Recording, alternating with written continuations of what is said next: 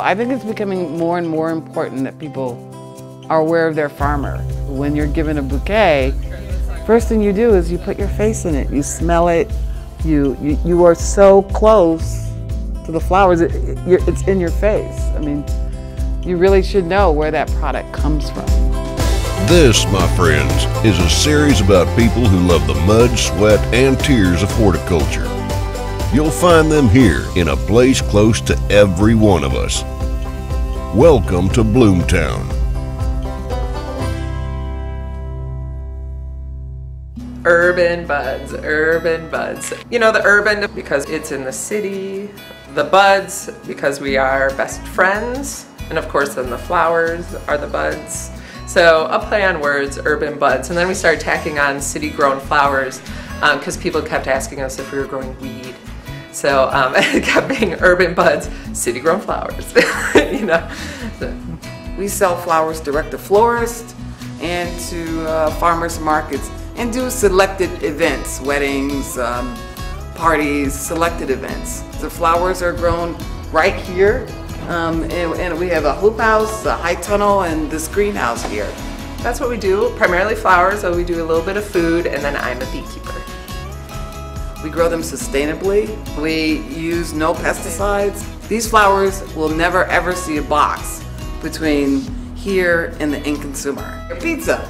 Pizza is the only thing that comes in a box around here. When I started imagining myself of being a farmer, I was around 19, I'm 34 now.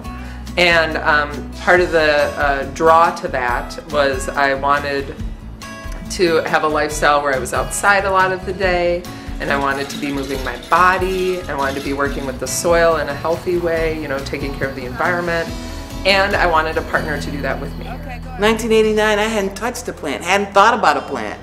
I was living in New York, my mom was living in New York, we both were, and she was dating a guy here in Missouri. They had a great courtship, and he bought her a house that had 132 rose bushes in the backyard. I was gonna house it for them while they were away that week, and my mom turned to me and said, "Don't let anything die."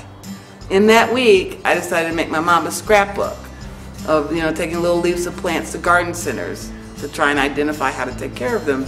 And in that week, I literally fell in love with agriculture. We are saving what's left of the farm and farming it. We heard tell that like the mosque on the corner of the street was trying to buy the property at one point to turn it into a parking lot, or people thought about putting 4-family flats here. I just feel so glad that didn't happen. When we tilled the first time, we had 8% organic matter in the soil, which is very good, very high. It's beautiful soil. I'm happy it worked out. Who knew? Who knew? Not me. This isn't the country, this is hardcore city living. And yes, on occasion we hear gunshots. Me, I run in the house, Miranda runs outside of the house to see what direction it came in, who's firing that shot. And I keep saying to her, Miranda, if you found out who was firing the shot, then what would you do? I don't know, you gotta stop things when you see things that are bad, right? We sell at the Tower Grove Farmers Market here in St. Louis, and they don't just come and buy, but they come and associate with us because they have a real urge to know their farmer. People are connected to flowers, and they are with us during every major emotional rite of passage in our life, and I don't think that's going to stop.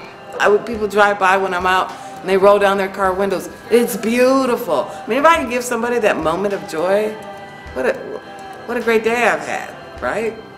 It is exciting to me that we're farming in the city, that we can be accessible to people who don't have a connection to agriculture in any way other than as a consumer.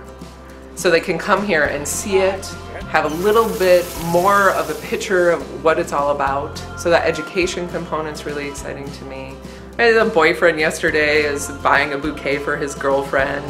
He was all excited about it. Yeah, I don't need to get into this whole spiel about how these flowers are special because they're grown good for the earth. They don't know, you know, but that's sort of my little special secret little gift, like, to them, without them even knowing, you know. I like that a lot.